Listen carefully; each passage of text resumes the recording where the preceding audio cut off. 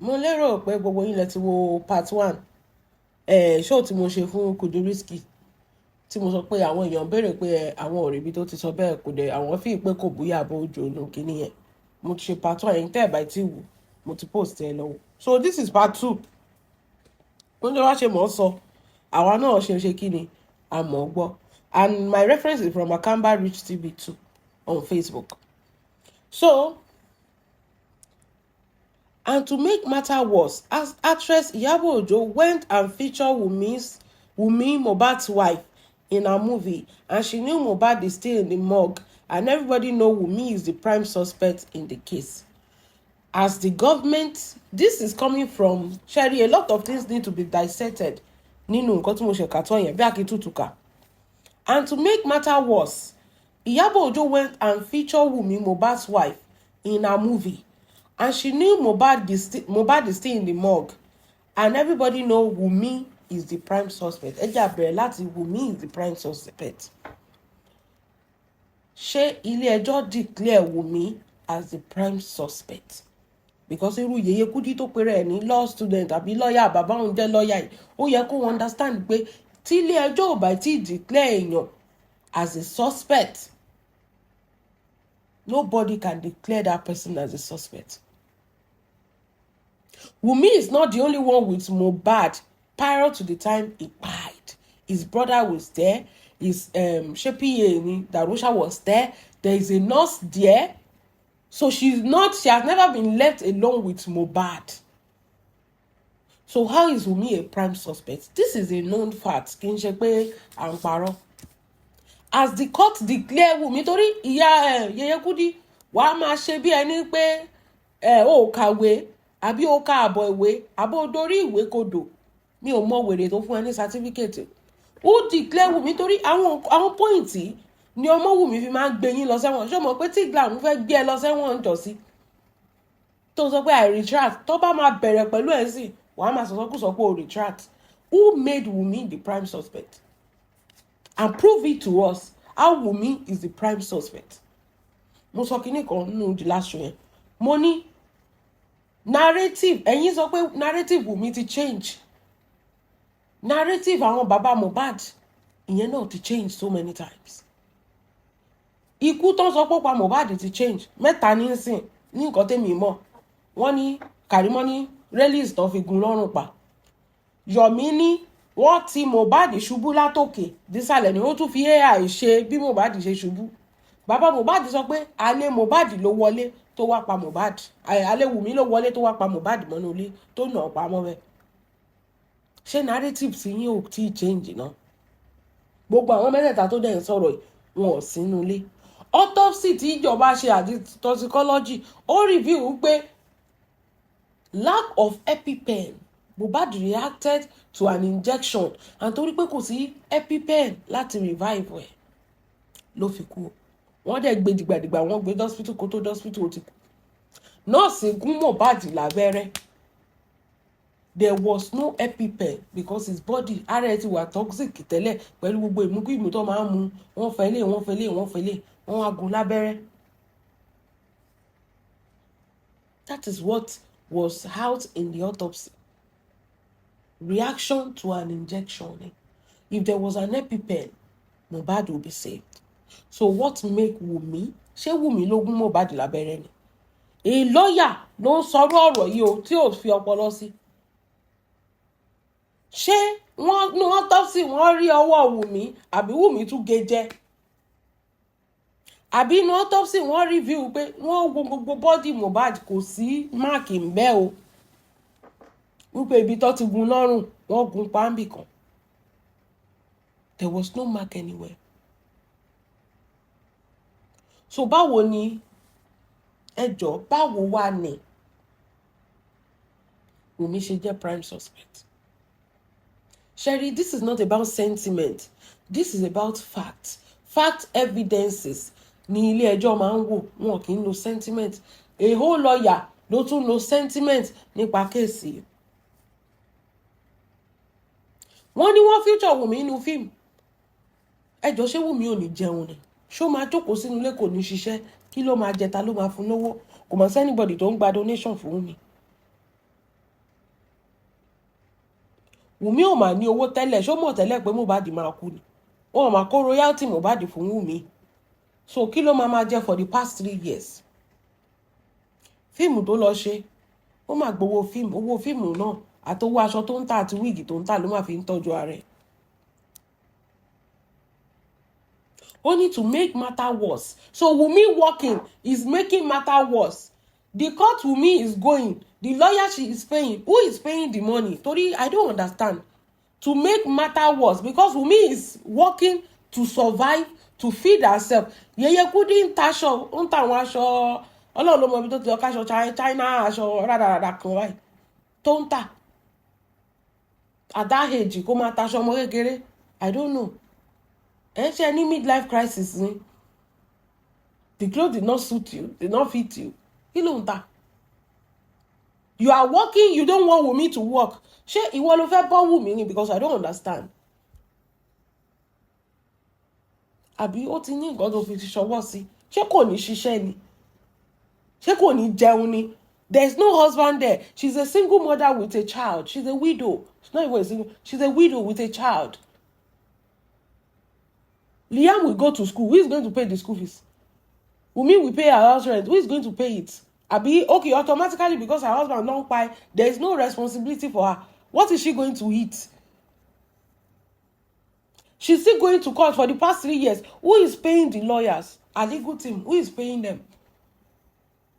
Torí wọ́n sọ̀rọ̀ láì lo ọpọlọ pé to make matter worse. Wunmi featuring in a film is making matter worse. A survivor. And hereby, aribo ṣe ń jó bàbá súpé torí pé ó fẹ́ taṣọ ṣe £20 àbí èlò ló ń taṣọ yẹn.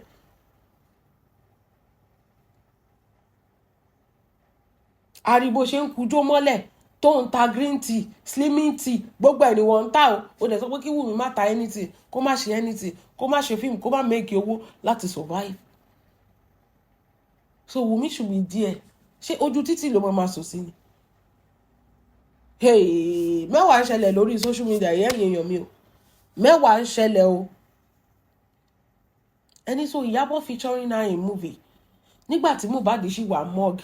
Ṣé ìjọba ò ti declare pé kí wọ́n lọ sin Mohbad nígbà wọ́n ti parí autopsy àti toxicology?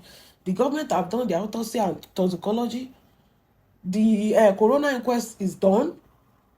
The private autopsy and toxicology has been done.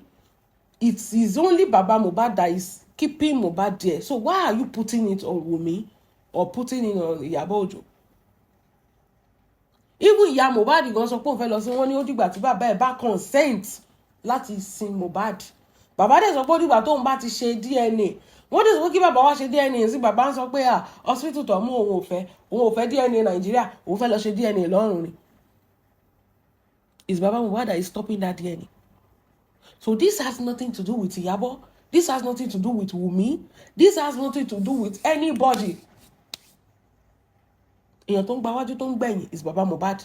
Baba Mohbad refused to bury that boy. He did not consent to that, so they cannot release the corpse of that boy to either his wife or his mother. Ṣé ìyá Mohbad ò jáde kó pariwo pé jòsí jẹ́ lọ sí ọmọ mi ó ti ṣe kínní?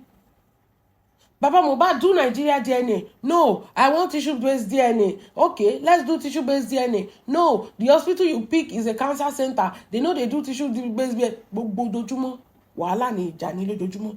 To the point that Baba Mohbad is telling the court pé òun nìkan ni kó lọ ṣe DNA yẹn. Òun nìkan ni kó mú pathologist wá. Mi ò mọ bí tó ti ṣe yẹn. And the court has to sign and consent to that. Like you have to bring when nǹkan dájà láàrin ẹ̀yin méjì wọ́n ní kí court ṣe ó sọ pé ó fẹ́ ó trust the court in Nigeria. So who is disturbing this DNA now? Who? It's Baba Mohbad. It's not Wunmi. It's Baba Mohbad ni kò tẹ́ lọ́rùn. So what are you now saying? Ó ní mo ti dissect bẹ̀yẹn lásán fún yín. Báwo ló ṣe jẹ́ problem Wunmi? Báwo ló ṣe jẹ́ problem Ìyábọ̀? Think about it. Ẹ máa gbọ́. And we all know it was because Wunmi refused Baba Mohbad conducting DNA on Liam. Wunmi did not refuse. Auntie, ṣebí lawyer lẹ pera yín. CTC wà náà gbogbo ẹ̀ wà. Are you even following this case? Wunmi has consented. Láti the first time, that was last year. Ni Wunmi ti sọ pé okay, there's no problem, let us do the DNA and let everything settle. The court gave them an order to do one in Nigeria, stamped and signed. Any hospital tó bá ti wù yẹn. Baba Mohbad sọ pé no, ti abroad ló ń fẹ́ lọ ṣe. The court said, ẹ jẹ́ ká wá ṣe result ti wá kẹ́yìn méjèèjì gbà. Baba Mohbad sọ pé no, òun ò fẹ́ kí court ṣe, òun ò trust any court ní Nigeria, kò trust anybody. Okay, ẹ jẹ́ ká wá mẹ́tẹ̀ẹ̀ta ṣe, kí Wunmi ṣe tiẹ̀, kí court mú hospital tiwọn, kí Baba Mohbad náà mú hospital tiwọn. Baba Mohbad sọ pé no, hospital ti court àti Wunmi mú kò dáa. So who is stopping the DNA? Baba Mohbad now said they should only allow him bring his pathologist, and the pathologist will remove what he wants to remove. Then that is what everybody is going to accept. The Wunmi team did not trust you. The Baba Mohbad team did not trust the Wunmi team. So báwo náà ṣe máa gba Baba Mohbad láyé láti jẹ́ pé òun nìkan court wo ló máa gba result yẹn? Result ti Wunmi ṣé court gbà ni? Ṣebí a gbọ́ pé DNA ti jáde, Wunmi ti ṣe DNA. Ṣé Baba Mohbad accept result yẹn? So báwo ni Baba Mohbad ṣe wá rò pé òun fẹ́ òun nìkan ni kóun wá lọ ṣe DNA pé Wunmi gbọ́dọ̀ accept it? It's not possible. Ẹ jẹ́ kó oníkálukú lọ ṣe tiẹ̀ ní ibikíbi tó bá ti wù oníkálukú. The result cannot be different. Mo mọ̀ pé court gan ló ráyè tó ń fún yín ní option. Nílùú òyìnbó court ló máa ṣe. Result tó bá ti gbé wá ní kẹ́ ẹ gbà, tẹ́ ẹ bá dé gbà kẹ́ lọ kú sí. Torí Yèyé Kudi ń sọ ń sìn, a whole lawyer ní gbogbo ẹ̀ òye yìí o. Tony, we all know that it was because Wunmi refused Baba Mohbad conducting DNA on Liam. More reason why Baba Mohbad hasn't buried Mohbad remain. No. Baba Mohbad gangan ló fẹ́ manipulate DNA. It's not Wunmi.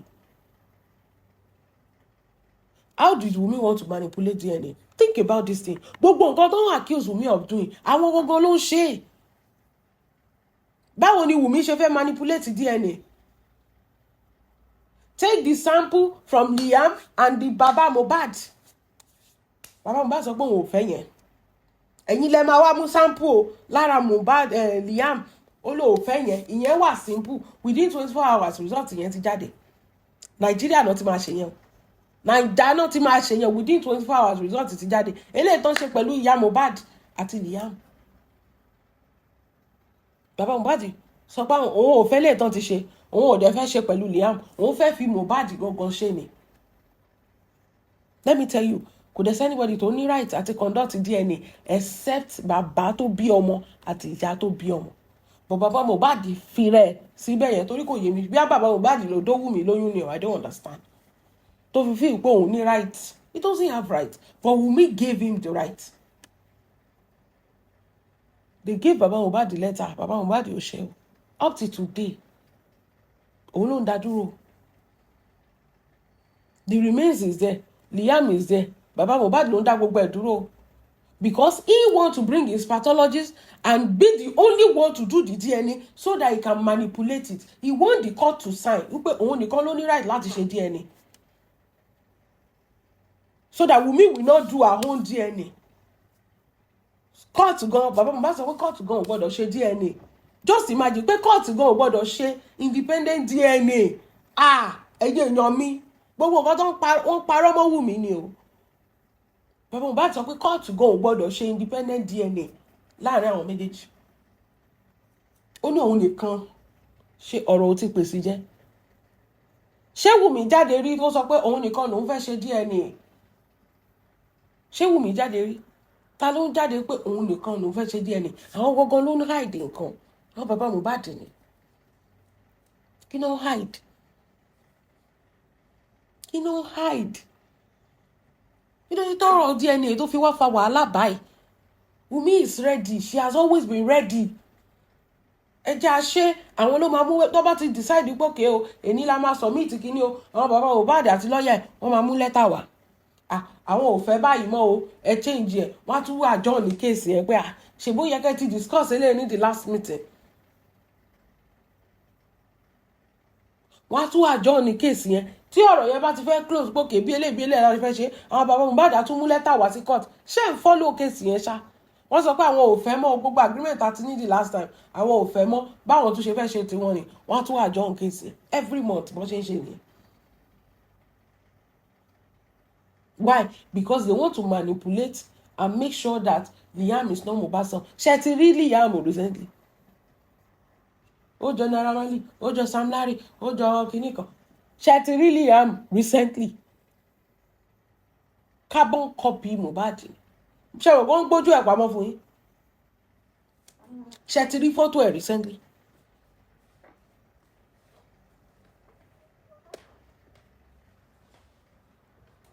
Wọ́n ṣàfẹ́ manipulate ogún owó ló ń ṣe bàbá Mohbad.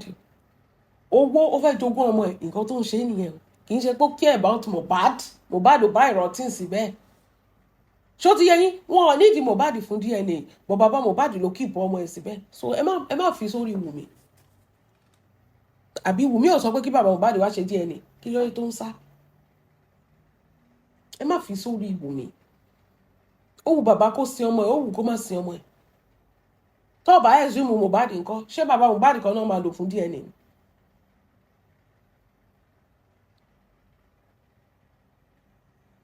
Moving on. Only we all know it has been actress Iyabo Ojo that has been covering and controlling the case of Mohbad. No, it wasn't. Wunmi has her own legal team. Nobody is covering case of Mohbad. What can they cover? Ní nǹkan tó wà ní court. Ṣebí àwọn tíìmù bàbá wọn ní SAN, wọ́n ní barrister, wọ́n ní lawyer lóríṣiríṣi. Wọ́n dẹ̀ tún ní speaker, wọ́n ní influencer tó ń jà fún wọn, wọ́n ní VDM, wọ́n ní immunizer, wọ́n ní oríṣiríṣi tó ń ṣe show. Wọ́n ní àǹtí Bukky, wọ́n gba donation, wọ́n gba ransom, gbogbo nǹkan ló ń gbà. So ẹ má fi nù wá àmọ́ jẹ́ o. Ẹ má wá sọ fún wa pé Ìyábọ̀ òun ló ń cover case Mohbad ní case tó ti lọ different courts. Ẹ jọ̀ọ́ báwo ni Ìyábọ̀ ṣe ń cover case Mohbad? Báwo ló ṣe ń control case Mohbad? Ẹ má máa fún wa ní half sentence, ẹ fún wa ní the full sentence. Ẹ gbé wa débẹ̀. Kudirisky gbé wa débẹ̀. Bí Ìyábọ̀ ṣe ń control case Mohbad gbé wa débẹ̀ já wa sí. Torí most of you aláyé bàjẹ́ ni. Nǹkan tó ń pè ní manipulation. So Ìyábọ̀ ń control adájọ́, ó ń control agbẹjọ́rò, ó ń control social media, ó ń control everything. Ìwé wo ni Ìyábọ̀ gan kà? Kí lorúkọ Ìyábọ̀ ilé aláró? Òun ló ń control case Mohbad. Case tó jẹ́ pé kì í ṣe pé case tó wà lọ́ndà dì rọ́ọ̀gì o tí gbogbo ayé ń rí báyìí. Àbí Ìyábọ̀ ló lọ ń dúró tó lọ ń rojọ́ nu court tábà sọ pé ibi tó ti ń control case yìí nìyẹn. Ẹ̀rí ń court rè. Àbẹ́ ẹ̀gbá lọ́ọ̀yà ẹ̀gbá SAN. Ẹ máa gbọ́, we all saw the WhatsApp group and oríṣiríṣi that VDM exposed and we saw how she ridiculed Mohbad's father even though I am not supporting Mohbad's father. No, she did not only the bastard father, that is not ridicule. Ó ní wọn àwọn ti ṣe DNA torí bàbá Mohbad kàn jà kiri ìjà, he was just fighting blindly. Àwọn ti ṣe DNA o, is Mohbad's son o. Bàbá ẹ̀ tó ń jàjà bíi bastard yẹn ó kàn jà lásán ni. It's not a ridicule.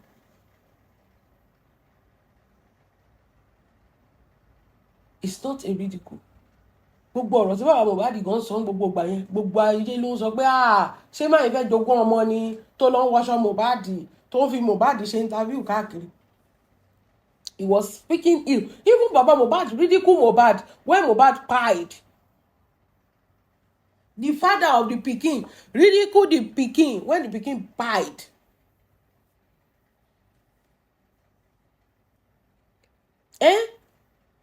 So Iyabo is not a truthful activist. So it's possible Baba Ijesha had offended her before, or it could be because it could be because of CO Lumini. After Iyabo Ojo took this case of Princess of Baba Ijesha so personal, she only made it clear pé nǹkan tó ṣẹlẹ̀ lélẹ̀ for what I watched is guilty. There's no personal there. Everybody that watched the video saw that the man is guilty. She heard her voice. ẹ̀yin tẹ́ wọ́n sọ pé kò sẹ́niwọ̀n ètò mọ́ Ìyábọ̀ ọ̀rọ̀ Ìjẹ̀ṣà àti Mohbad fi mọ̀ Ìyábọ̀ orí yín ò pé. When she said he's guilty, everybody pick it up. Ìyábọ̀ has been famous for a long time.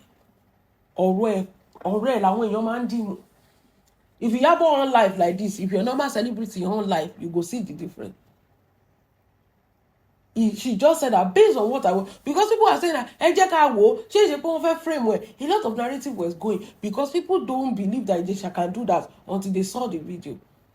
And she said based on the guilty by this is not personal vendetta. Kí ló pa Ijesha àti Ìyábọ̀? Kí Ijesha bọ́ síta kó wá sọ náà.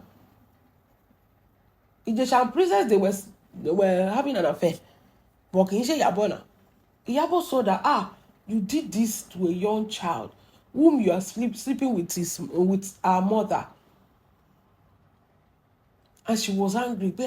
As our colleague, she be thinking having she film ko dani. So you get to lo ma ṣe. What example are you setting? As a person that has gone through something like that, she has to talk or defend the child, a minor, protect the girl child. So she did not have any personal vendetta against Ijesha. She did not take it personal. She took it the same way tó yẹ kí àwọn abiyamọ ṣe take it. But obviously, some of us, like àwọn people wọ̀nyí báyìí wọn kì í ṣe abiyamọ. Ó ní Davina kan ló ti jáde pé gbogbo yín tẹ́ ẹ̀ support Ijesha. Ṣé ẹ lè jẹ́ kí ọmọ yín lọ gbé ọ̀dọ̀ ẹ̀ for a day? Wọ́n ní even gan sí Olúmini kò lè jẹ́ kí Ijesha dúró ti ọmọ 12 years old ẹ̀ ọkàn ẹ̀ gan ò ní balẹ̀. Ìyẹn ìyàwó tuntun, ìyá ọmọ. Wọ́n ní ọkàn ẹ̀ gan ò ní balẹ̀ ìyẹn ìyàwó tuntun kí Ijesha kó dúró pẹ̀lú ọmọ 12 years ẹ̀ tó ti bí tẹ́lẹ̀.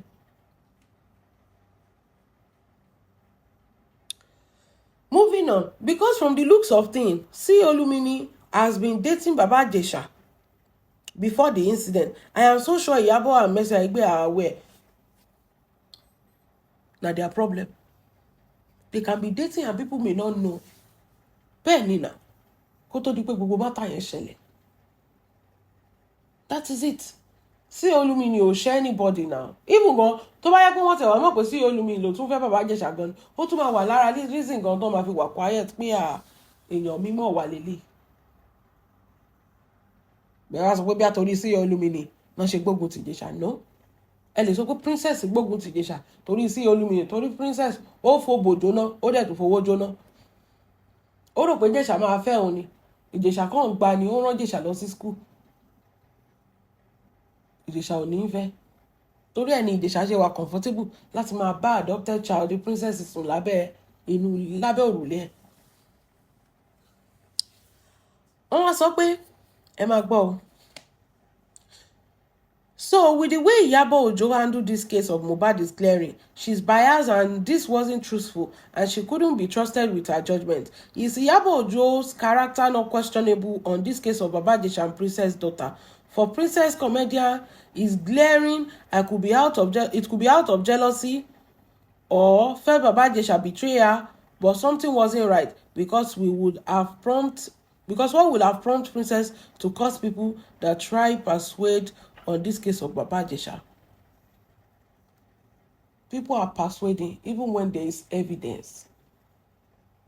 Nǹkan tó máa ń bà mí lẹ́rù jù lára our so-called people ni. Even when there is evidence, people are shaking it, they are persuading.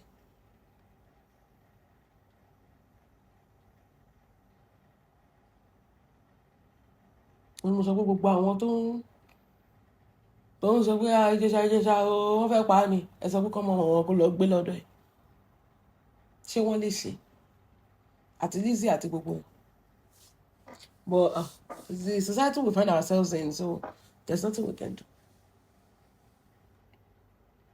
They're shaking it. There's literally nothing we can do.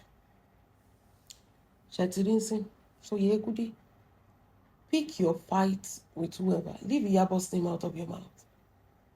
Torí ẹ fẹ́ pa Wùmí, ẹ fẹ́ kun Wùmí ni Ọlọ́run ò fún yín ṣe. Ẹ wá rò pé èèyàn tó dúró ti Wùmí is Ìyábọ̀. Èèyàn tó dúró ti Wùmí kàn gbọ́n ni is a legal team.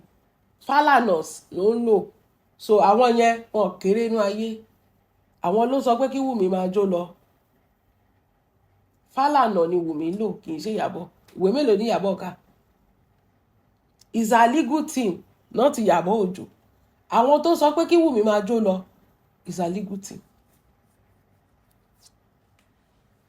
So remove Ìyábọ̀ Òjó's thing from your mouth. Kó lọ wá ṣẹ̀ṣẹ̀. Kudirisky. Kó lọ ṣe kí ni kó lọ wá ṣẹ̀ṣẹ̀. Ìyábọ̀ kan ló bà tiyín jẹ́. Ẹ̀yin èèyàn kò jẹ́ bó ṣe jẹ́ nìyẹn. So ṣó ti wá clear and see. Reason tí mo fi come for Yeye Kudi. This thing has nothing to do with Ìyábọ̀ Òjó. Ìyábọ̀ kan ni judge. Kò dẹ̀ sí bẹ́ẹ̀ gbogbo ìgbà tí kìíní ìṣẹ̀lẹ̀. She hear her opinion the same way everybody is hearing their opinion. That is just it.